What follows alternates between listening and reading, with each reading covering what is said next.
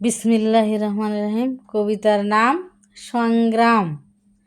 জীবন মানে যুদ্ধ, জীবন মানে সংগ্রাম।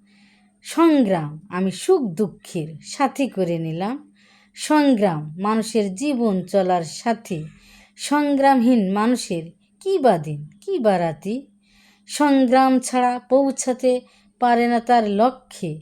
সাহসের সাথে মোকাবেলা অর্ধবসায় থাকে তার বক্ষে। জ্বলে যেমন সোনা হয় খাঁটি, পুড়ে রাঙা হয় মাটি। সংগ্রামী মানুষ হয় কঠিন, যেন শক্ত পাকা বাঁশের লাঠি। জীবন যাদের সংগ্রামীময়, থাকে না তাদের মৃত্যুর ভয়।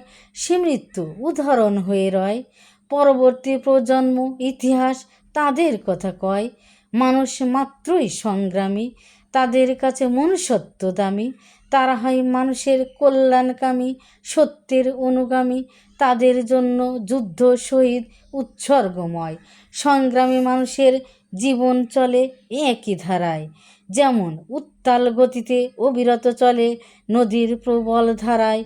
কেউ কুল পায়, আবার কেউ ভেঙে চুরে তছনছ হয়ে যায়। তবু মানুষের সংগ্রাম করে বেঁচে থাকতে হয়।